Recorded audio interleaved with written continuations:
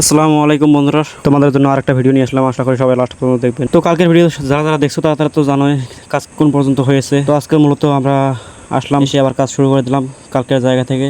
কালকে তো ভিতরে প্লাস্টার কমপ্লিট হয়েছে। আজকে মূলত যে কাজটা হচ্ছে, 1 নাম্বার সিঁড়ি বানা লাগবে, আর 2 নাম্বার হচ্ছে যে বাইরের সাদাটা মারতে লাগবে প্লাস্টার করতে। তারপর আমাদের হেড মিস্ত্রি আমাকে বললো যে তুমি যা সিঁড়ির কাজগুলো যেগুলো আছে সেগুলো তুমি কমপ্লিট করো, কারণ কাতা করতে লাগবে সিঁড়ির। যে জায়গা থেকে সিঁড়ির রড ফাঁসানো হবে মূলত সেই জায়গাটুকু আগে থেকে পাকা করা ছিল, সেই কারণে ঢালাই ভাঙতে খুব কষ্ট হচ্ছিল। সেই কারণে আমি মেশিন লাগিয়ে কেটে দিলাম। তারপর একটু কাটতে না কাটতে মহাজন এলো এখানে, এসে আমাকে বললো যে এদিক দিয়ে আমি সিঁড়ি দিব না। তারপর আমাকে বললো যে সামন দিকে নামাতে রেখি কীরকম হয়। তারপর সামন দিকে নাপ দিলাম, নাপ দিয়ে দেখি যে বহুদূর আসে। সেই কারণে মহাজন বললো যে তোমাদের কোথায় ঠিক সেদিক দিয়ে ছিল সেদিক দিয়ে দাও সিঁড়িটা, সেদিক দিয়ে ভালো হবে বুঝি। তারপর আমি বললাম যে হ্যাঁ, এদিক দিয়ে আমাদের হেড মিস্ত্রি দিতে বলতেছে, যেহেতু এদিক দিয়ে ভালো হবে সেই কারণে। তারপর আমি লেগে গেলাম, যেটাকে তোমাদের ওখানে কী বলে জানি না, আমাদের এখানে গাইডে বলে, সেইটা দিয়ে আমি উবাচ্ছিলাম। তারপর খন্তা নিলাম, খন্তা নিয়ে সাইজ করতেছিলাম।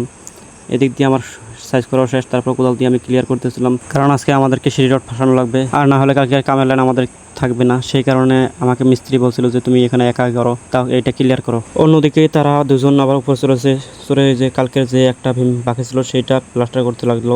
এদিকে আমি আবার কাতা অর্ধেক খুলে দিলাম। তারপর মিস্ত্রি বললো যে আমাদের এই ভীমটা কমপ্লিট হয়েছে প্লাস্টার করা। তারপর আমাকে বললো যে তুমি অল্প এদিকে আসো।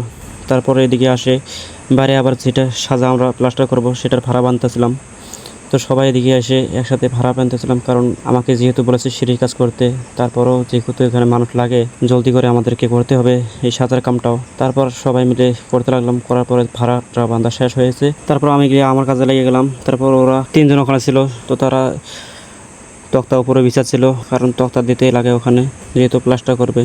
আর একটা কথা তোমাদেরকে না বললেই হয় না, কারণ আজকে গরমটা যেভাবে ছাড়ছিল, কারণ রোদটাও আজকে খুব উঠছিল, সেই কারণে মূলত সেই গরম রাখতেছিল আজকে। তারপর যেহেতু ভাড়া বান্ধা কমপ্লিট হয়েছে, ওদিকে পানি মারাও শেষ হয়েছে। তারপর আমরা দুজন মিলে মশলা বানাতে লাগলাম, কারণ মশলা বানাতে আবার টাইম লাগে। সেই কারণে মিস্ত্রি বলছিল যে তোরা দুজন মশলা বানাও। তারপর মশলা বানাতে বানাতে আমরা আবার দেখতে লাগলাম যে আকাশের অবস্থা খুবই খারাপ, কারণ ঝড় বৃষ্টি যে কোনো সময় আসতে পারে। সেই কারণে আমরা জলদি জলদি মশলাটা বানিয়ে নিয়ে তারপর মিস্ত্রি বলে এখন খাওয়া দাওয়া না করে একটু পরে খাওয়া দাওয়া করে নিয়ে মশলাটা ছাপিয়ে নিই, কারণ বৃষ্টি একবার যদি এসে যায় তারপর আর কাজ করা যাবে না, যেহেতু আমাদের প্লাস্টারের কাম।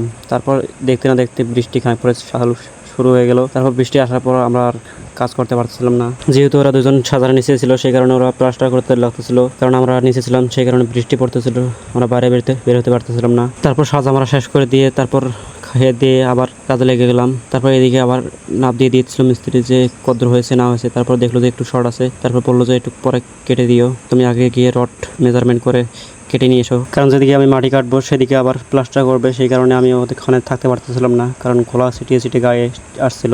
তারপর আমি ওখান থেকে সিঁড়ির রডের মাপ নিয়ে এখানে এসে রড বের করে তারপর রড কাটতেছিলাম মেজারমেন্টে, যে কোনটা রড কোথায় লাগবে না লাগবে। কারণ তোমরা যারা রাজমিস্ত্রি কাম করো তারা তো জানোই ভালো করে যে সিঁড়ির লেয়ার 2টা হবে, কারণ একটা ছোট রড লাগবে আর একটা বড় রড লাগবে। তাও আবার নিচেরটা 10-এর গ্যাপ থাকবে, উপরটা আবার 5 ইঞ্চি করে গ্যাপ থাকবে। সেই কারণে মূলত আমি এখানে এসে মেজারমেন্ট ভালো করে দিয়ে এসে তারপরে এখানে রড কাটতেছিলাম মেজার মতো। তারপর রডগুলি কাটা শেষ হওয়ার পরে আমি রডগুলি নিয়ে গেলাম ওখানে, নিয়ে যেয়ে আবার আসলাম। আসে যেহেতু আমাদের সিঁড়ি করতে গেলে জালি লাগবে তলে, তাই জালি বেঁধে নিয়ে তারপরে এটা হলো আমাদের ফাইনাল লুক। সিঁড়ির রড ফেসে দিয়ে তারপর ঢালাই করে দিলাম একবারে। তারপর ঢালাই শেষ হওয়ার পর সন্ধ্যা নেমে আসলো, তারপর আমরা বাড়ি যেতে লাগতেছিলাম। তো মূলত আজকে কাজ এই পর্যন্ত হয়েছে। তো ভিডিওটা ভালো লাগলে লাইক করবেন, শেয়ার করবেন এবং পেজটা ফলো করে রাখবেন। তো ভালো থাকবেন সবাই, আসসালামু আলাইকুম।